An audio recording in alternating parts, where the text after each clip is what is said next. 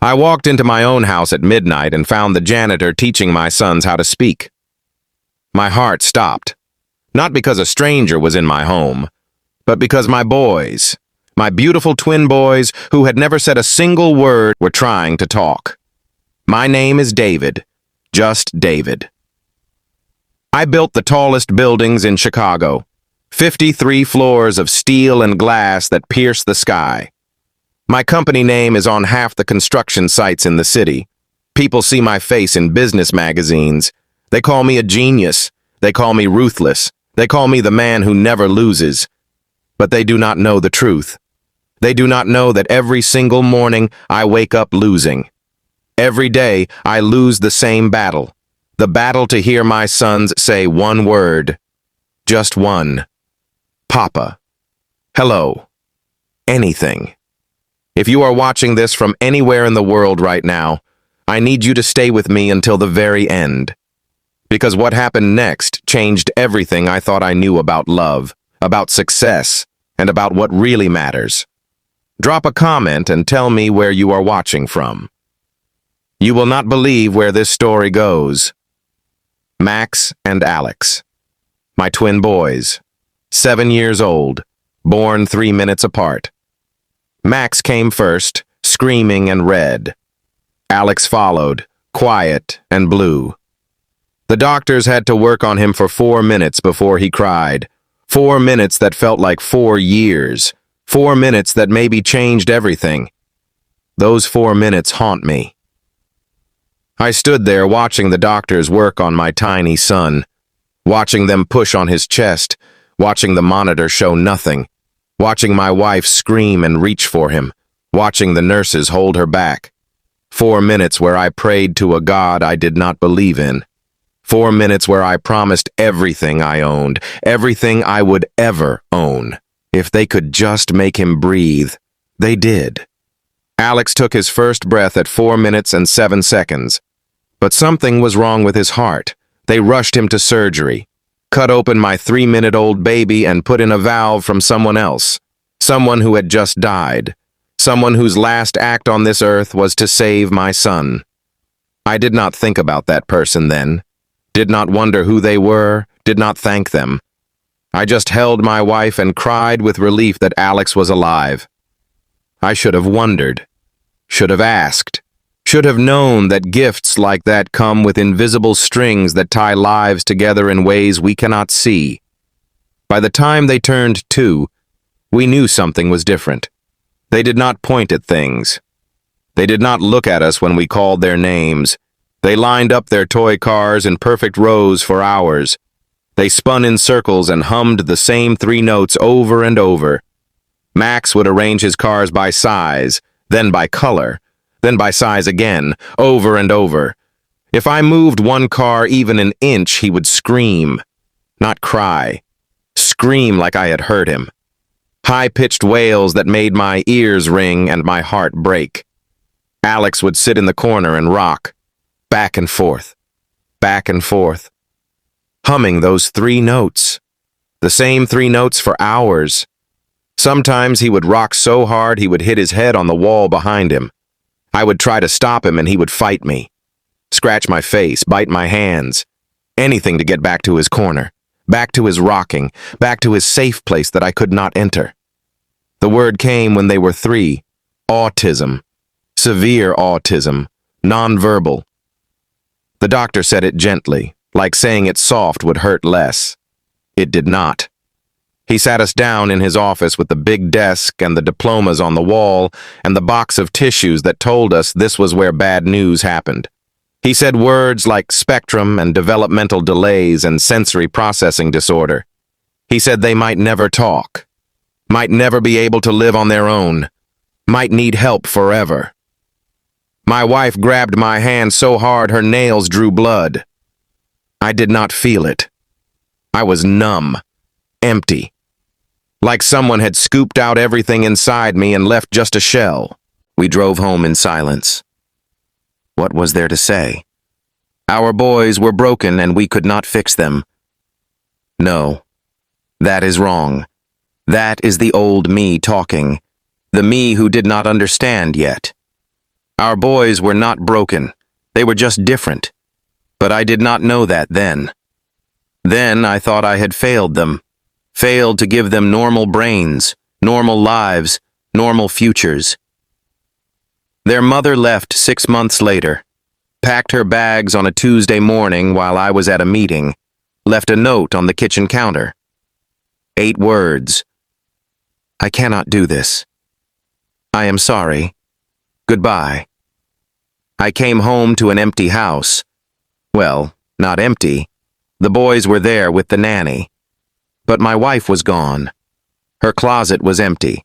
Her toothbrush was gone. The pictures of us were still on the wall, but she had taken all the pictures of just her, like she was erasing herself from our lives. I called her phone. It was disconnected. I called her parents. They said she needed space, needed time, needed to figure things out. That was 4 years ago. I have not seen her since. Do not know where she is. Do not know if she thinks about the boys. Do not know if she regrets leaving or if she sleeps better at night now that she is free. Some nights, I hate her. Hate her for leaving. Hate her for giving up. Hate her for choosing herself over our sons. Other nights I understand, because some nights I want to leave too. Want to run away from the screaming and the rocking and the feeling that I am failing every single second of every single day. But I do not leave, because they are my sons. And you do not leave your sons, so it became just us, me and the boys. And a parade of nannies who quit after a few weeks. Because raising kids with severe autism is not like the movies. It is hard. It is watching them hurt themselves when sounds get too loud. It is crying when they cry and not knowing why. It is loving someone with everything you have and wondering if they even know you exist. The first nanny lasted 2 weeks. She was young and eager and fresh out of college with a degree in child development. She thought she could handle anything. She quit after Max had a meltdown in the grocery store. He saw a man with a beard and started screaming. Just screaming and screaming and throwing himself on the floor. People stared. Someone called me. I left a meeting and drove 20 minutes to find my son on the floor, the nanny crying, and a crowd of people filming on their phones. I picked up Max and carried him to the car while he kicked and screamed and hit my face. The nanny quit in the parking lot, said she was sorry, said this was too much, said she hoped I found someone better. The second nanny lasted a month. She was older, had experience, knew about autism, but she did not know about my boys. She quit after Alex bit her. She was trying to brush his teeth and he did not want to. He bit down on her finger hard enough to break the skin, hard enough to need stitches. She went to the hospital and never came back. The third nanny, the fourth, the fifth. They all left. All had different reasons, but the same look in their eyes. The look that said, this is too hard. These kids are too much. I cannot do this anymore. The current nanny was named Susan. She was 60 years old and kind, but tired. I could see it in her eyes. She would not last much longer. They never did. I threw myself into work, built bigger buildings, made more money, hired the best therapists, bought the best equipment, drove the boys to appointments 5 days a week, speech therapy, occupational therapy, behavioral therapy, applied behavioral analysis for 40 hours a week. The therapists came to our house. Different people, different methods, different voices. They would sit with Max and Alex and try to make them talk, try to make them look, try to make them be normal. Max would scream, Alex would rock, and I would write another check and hope the next therapist would be the one who fixed them. Nothing worked. They were still silent, still in their own world, still spinning and humming and lining things up. I spent $600,000 in 3 years, $600,000 on therapy and specialists and programs that promised results, promised breakthroughs, promised hope. and my boys were still the same. No, that is wrong too. They were getting worse. More meltdowns, more screaming, more head-banging, more biting. Because I was making them worse. I was pushing them and pushing them and pushing them to be something they were not. To be normal. To be fixed. To be the sons I wanted instead of the sons I had. And I was still the billionaire who could buy anything except the only thing I wanted. To hear my sons say they loved me. 3 days ago, I left for New York City. Big investor meeting. The kind that could make or break a $50 million deal. I was supposed to be gone for a week. I kissed the boys goodbye. Max did not look up from his cars. Alex did not stop rocking. Same as always. I told myself it did not hurt anymore. Told myself I was used to it. I was lying. But the meeting ended early. Way early. We closed the deal in 2 days instead of 7. I was exhausted but happy. I caught a late flight back to Chicago. Landed at 11 at night. Did not tell anyone I was coming home. Wanted to surprise the boys at breakfast. Maybe Max would look at me this time. Maybe Alex would stop rocking for just a second. Maybe they would know I was home and be happy. I was lying to myself about that too. I opened my front door at 11:57. The house was supposed to be dark and quiet. Susan always put the boys to bed at 8. But I heard voices. Not voices. One voice. And sounds I had never heard before. Laughter. My boys were laughing. I dropped my suitcase in the hallway. My hands started shaking. Max and Alex did not laugh. They did not make happy sounds. Sometimes they cried. Sometimes they screamed. But they never, ever laughed. I stood there in my own hallway, frozen. Part of me wanted to run in there. Part of me was terrified. What if I was wrong? What if it was not my boys? What if I went in there and they stopped and went back to being silent? I walked toward the living room like I was in a dream. Each step felt slow and fast at the same time. The sounds got louder. A man's voice, patient and warm, and my boys, making sounds, real sounds, human sounds, connected sounds. I reached the doorway and looked inside. The living room floor was covered in colorful mats, the kind therapists use. But this was different. Someone had built an entire city out of cardboard boxes. Little buildings with windows cut out, streets made of tape, tiny cars everywhere. Max was on his knees, pushing a red car down a cardboard street. His tongue was sticking out in concentration. His face was relaxed, happy. I had not seen him look happy in so long. Alex was next to him, rocking back and forth but watching. Actually watching what his brother was doing. His eyes were focused, present, connected to the world instead of lost inside his head. And sitting cross-legged between them was a man in a gray uniform, the cleaning uniform from my office building, the janitor. He was holding a blue car and making engine sounds with his mouth, soft sounds. Vroom, vroom, vroom. He drove the car up to Max's red car. "Stop," he said quietly. And then it happened. Max looked at his car, looked at the man's car. The word was quiet and rough like he had never used his voice before. Because he had not. My son, my beautiful silent son, had just spoken. I grabbed the door frame to keep from falling. My vision went blurry with tears. My chest felt tight like I could not breathe. 7 years. 7 years of waiting. 7 years of hoping. 7 years of praying and paying and trying everything. And my son just spoke. Not to me. Not to a therapist. Not to his mother. To a janitor. To a man whose name I did not even know. The man looked up and saw me. Our eyes met. And I knew him. Not his name, but his face. He cleaned the 50th floor of my building. I had seen him emptying trash cans and vacuuming carpets for 3 years. I had walked past him 1,000 times, had seen him pushing his cart in the hallways late at night when I worked late, had probably bumped into him without saying excuse me, had definitely ignored him like he was invisible. He was nobody to me. And he had just done what 50 therapists and $500,000 could not do. "Mr. Blake," he said, standing up fast. He looked scared. "How?" I whispered. My voice did not work right. He looked at the boys, then back at me.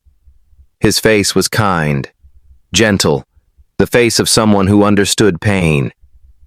"I should not be here. Susan called me. Emergency. Her mother fell. Hospital. She knew I had experience and asked if I could come. I said yes. I am so sorry. I know this looks bad." "He spoke," I said. He nodded slowly. "Max said 4 words tonight. Alex hummed a song. A real song." The room started spinning. I sat down hard on the couch. My legs gave out. My whole body was shaking. 4 words. Red, stop, car. 4 words. My son said 4 words. In one night. This man had been here for what? A few hours? And Max said 4 words. Tears were running down my face and I did not care. Did not try to hide them. Did not try to be strong. "Show me. Please." The man looked at the boys. Max had gone back to his car. Alex was still rocking, like nothing had happened, like the world had not just changed. "Maybe we should talk first," the man said gently. "Let them play." We went to the kitchen. He made coffee like he had done it 1,000 times, like he belonged here, in my house, in my life. His name was Ben. He was 41 years old. He had worked as a night janitor for 6 years. Before that, he was a special education teacher for 15 years. I asked. It was 3 in the morning. The boys were asleep upstairs. I had carried them up one at a time. Max had let me pick him up without fighting. Alex had wrapped his arms around my neck for just a second before letting go. Small things, tiny things, but they felt like miracles. Ben looked down at his cup. His hands were rough and scarred. Working hands, hands that had scrubbed floors and emptied trash for 6 years, hands that had built a cardboard city that changed my life. I had a daughter, Lily. She had autism, severe, nonverbal. Had, past tense. My stomach dropped. She died when she was 9. Medical complication. Ben's voice was steady, but his hands shook. The coffee in his cup rippled. I could not go back to the classroom after. Could not look at other people's kids and help them when I could not save mine. So I clean buildings at night. Do not have to talk to anyone. I could not speak. Could not find words big enough for that kind of pain. Lily was my whole world, Ben continued. His eyes were far away, seeing things I could not see. She was born perfect. 10 fingers, 10 toes, bright eyes. She looked at me, and I fell in love. Complete, total, forever love. He paused, took a sip of coffee, kept going. She started talking early, said mama at 8 months, said dada at 9 months, said I love you at 18 months. She was ahead of everything. Walking, talking, playing. My wife and I thought we were so lucky. Then she turned 2 and everything stopped.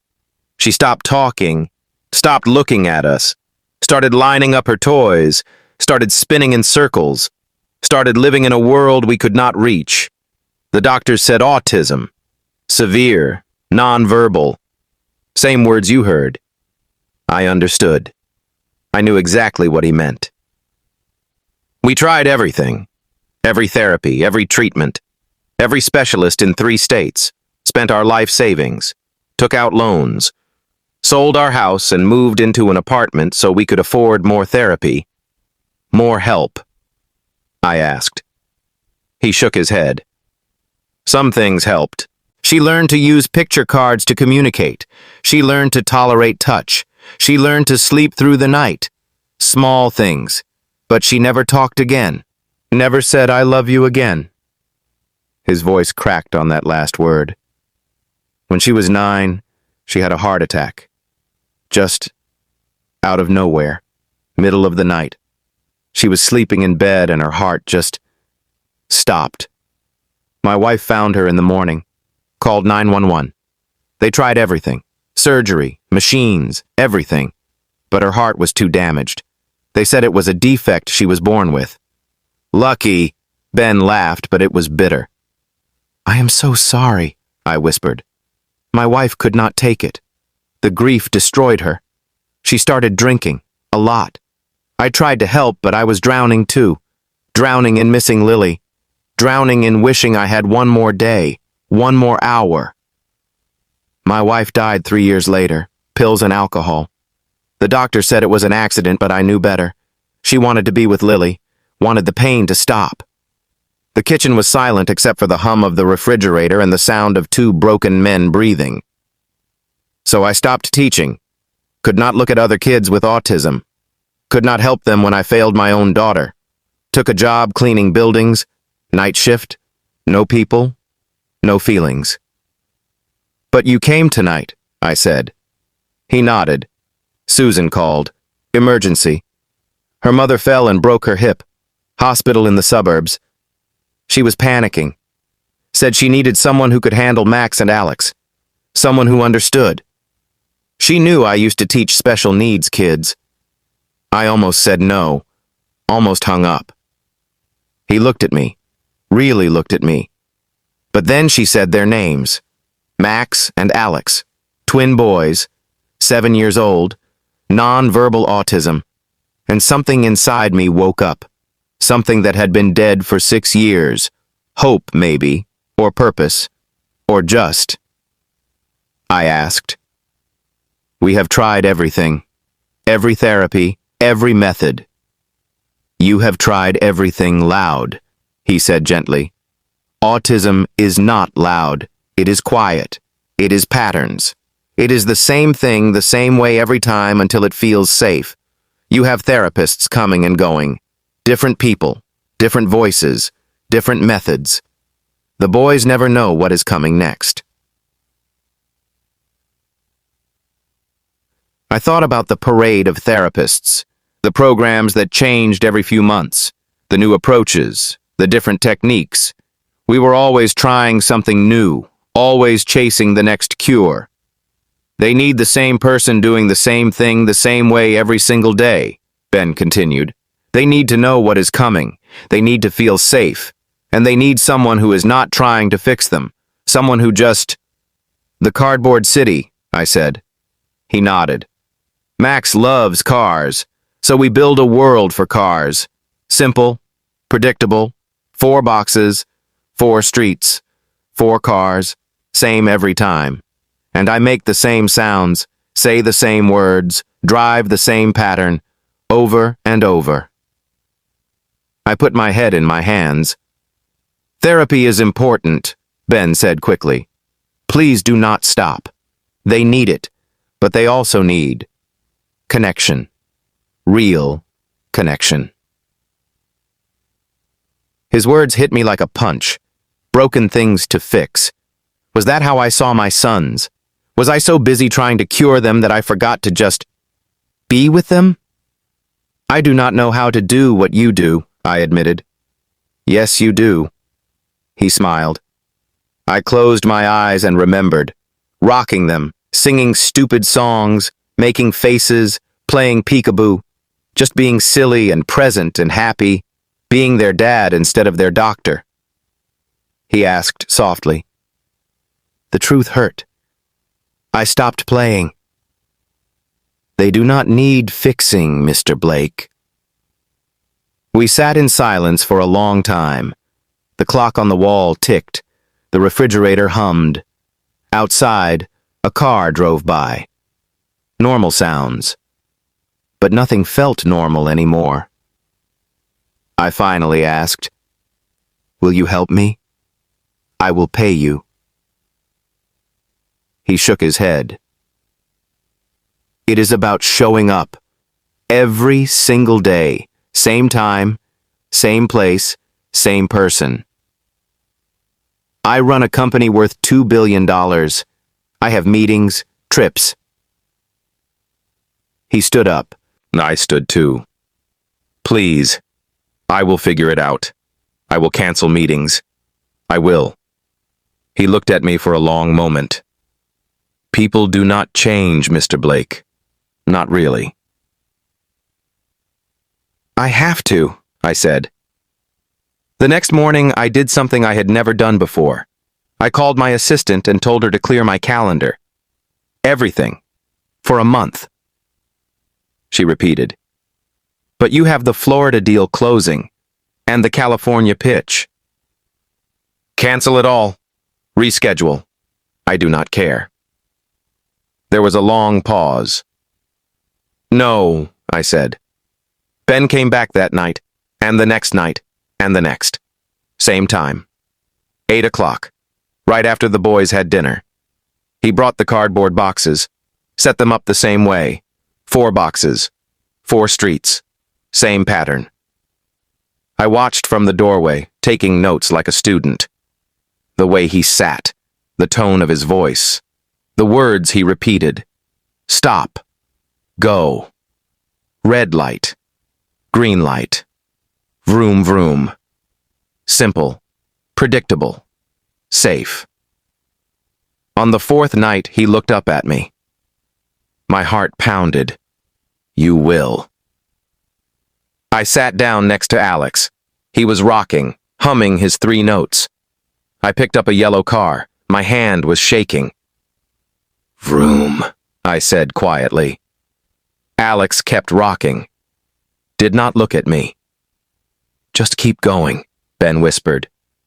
Same sound. Same pattern. So I sat there, making car sounds, feeling stupid, feeling desperate, feeling like a father for the first time in years. 15 minutes passed. Then Alex's hand moved, slowly. He reached out and touched my car. Just a finger, just a tap. I started crying. Could not help it. Do not stop, Ben said. I kept making the sound. Vroom, vroom. And Alex kept his finger on my car. Connected. Present. With me. That night, after Ben left, I went upstairs and watched the boys sleep. Really watched them. Not looking for what was wrong. Just seeing them. Their faces. Their breathing. The way Max curled on his side. The way Alex spread out like a star. They were beautiful. I had forgotten that. Somewhere in the therapy and the doctors and the trying to fix them, I had forgotten to see how beautiful they were. I called my brother the next morning. Jack. He worked in my company as VP of Operations. Good guy. Loyal. Honest. I need your help, I said. I need you to run the company for a while. 6 months. Silence. No. I told him everything. The janitor, the cardboard city, Max saying red, Alex touching my car. So let me get this straight, Jack said slowly. More silence. Then he laughed. It is about time, brother. The weeks turned into months. Every night at 8, Ben came. We built the cardboard city. We made car sounds. We said the same 4 words. Stop. Go. Red. Green. And slowly, so slowly, the boys started to come out of their shells. Max said new words. Ball. Up. Down. Mama. That one hurt. He was asking for his mother. The mother who left. It is okay, Ben said when he saw my face. He does not understand she is gone. Alex started humming real songs. Not just 3 notes. Whole melodies. Twinkle, twinkle, little star. He hummed it over and over, rocking back and forth, and it was the most beautiful sound I had ever heard. I learned their patterns. The way Max needed his cars lined up by color. The way Alex needed the same blanket touching his face when he slept. The way they both needed me to count to 10 before turning off the light. 1, 2, 3, all the way to 10. Every single night. Same voice, same rhythm. I learned that autism was not the enemy. It was just a different way of being in the world, and maybe the world needed different ways of being. I also learned something else. Ben was becoming more than a teacher. He was becoming family. We never talked about it. He came at 8, left at 10, professional, appropriate. But sometimes I would catch him watching the boys with such love in his eyes. The same love he must have had for Lily. Sometimes he would share stories about her, about the way she loved buttons and would sort them for hours, about the way she would laugh when he tickled her feet, about the way she would fall asleep with her hand on his face. And something unspoken would pass between us. A bond, built on shared pain and shared hope. On a cold night in November, 3 months after that first night, something changed. Max was playing with his red car. I was next to him with the blue car. Ben was helping Alex build a tower with blocks. And Max looked up at me, really looked. Eye contact, direct and clear. "Papa," he said, not Daddy, not Father. Papa. The word I had dreamed of for 7 years. I could not breathe, could not move, just stared at my son. "Papa," he said again, and he smiled. I grabbed him and held him and sobbed into his hair. He let me, did not pull away, just let me hold him. This boy who never wanted to be touched, let his father hold him and cry. When I finally let go, I looked up and saw Ben. He was crying too. Happy tears, proud tears. "Thank you," I whispered. "You did that," he said. "You showed up every single night." That night, after the boys were asleep, Ben and I sat in the kitchen like we always did. But this time felt different. I said, "Why did you really come back? That first night you could have said no. You could have walked away." He was quiet for a long time. "Because I saw you standing in that doorway. And you looked the way I felt for 9 years. Lost. Desperate. Loving someone so much it hurt. And I thought, time. I spent so much time trying to fix Lily. Trying to make her normal. Trying to cure her. And I missed being her dad. Just her dad. When she died, I would have given anything for one more day. Just one day to sit with her and not try to change her. To just... He smiled sadly. "But your boys, they are still here. You still have time." I will not. 6 months later, something happened that I did not expect. Ben had become part of our family. He came every day now, had dinner with us, helped with bedtime, became the steady presence the boys needed. And I needed too. We were going through old boxes in Ben's apartment, helping him pack to move into the guest house on my property. He was organizing, getting rid of things. I found a folder, old, worn, full of papers, medical records. I should not have looked, but I did. Lily, Ben's daughter, medical file. I flipped through, not really reading. Then I saw a form, organ donor paperwork. My heart stopped. The date. 9 years ago. The hospital, Chicago Memorial, the same hospital where... No, it could not be. I ran to where Ben was packing. "Ben, where did Lily? When she died?" He looked up, confused. "I told you. Heart complication. They tried everything. She was in surgery for 6 hours. Chicago Memorial." I sat down hard on the floor. November 9th. November 9th, 9 years ago. The day that Alex stopped breathing after he was born. The day he turned blue. The day the doctors worked on him for 4 minutes. The day they did an emergency heart valve replacement on a 3-minute-old baby. The day they saved his life with a donated valve from a 9-year-old girl who died that same day. "Ben," I whispered. "Alex has a donor valve in his heart from a 9-year-old girl who died on November 9th. His face went white. I pulled out my phone, found the medical records from Alex's birth, the papers I had saved for 9 years, showed him the donor information. His hands shook as he read. Then he looked up at me. Lily. Lily's heart. We sat there in silence. The weight of it was too big for words. "She saved him," Ben finally whispered. He started crying. I held him. We cried together.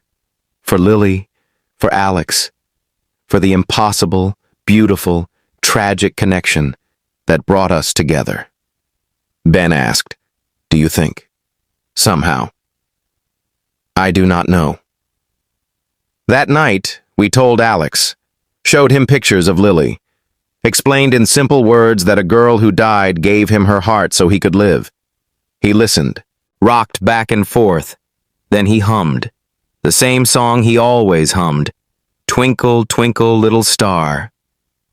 "That was Lily's favorite song," Ben whispered. Alex kept humming, and I knew. Somehow, some way, he knew. A part of her was with him, had always been with him. 2 years have passed since that night I came home and found Ben with my boys. Max is 9 now. He uses full sentences, goes to a special school, has friends.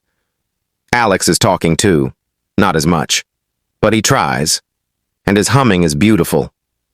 Ben lives with us full-time now, in the main house, not as an employee, as family. He is Grandpa Ben to the boys, Uncle Ben to me, the brother I never had. Last year, I adopted a little girl. We named her Lily. She is perfect, loud and wild, and everything her brothers are not. She climbs on them and kisses their faces, and they let her because they love her. Ben cried when I told him her name. Happy tears. Healing tears. I sold my company last month. Jack runs it now. He is better at it than I ever was. I consult sometimes, but mostly I stay home. Build cardboard cities, make car sounds, count to 10 before turning off lights. People think I am crazy, the billionaire who gave it all up. But they do not understand. I did not give anything up. I found everything. My sons talk to me now. Not a lot, but enough. Enough to say I love you. Enough to say good night. Enough to say Papa when they need me. And I am there. Every single time. Because Ben was right. People do not change unless they have to. And I had to. My boys needed me to. And thank God I did. If you watched this whole story, thank you. I know it was long, but some stories cannot be told quickly. Some truths need time to unfold. Drop a comment below and tell me where you are watching from. And if you have ever had a moment that changed your whole life, a moment where you realized what really mattered. For me, it was walking into my house at midnight and finding a janitor teaching my sons to speak. It was realizing that the most important people in your life are not always the ones you expect. It was learning that love is not loud. It is quiet. It is patient. It is showing up every single day and making the same car sounds and saying the same words until the people you love feel safe enough to try.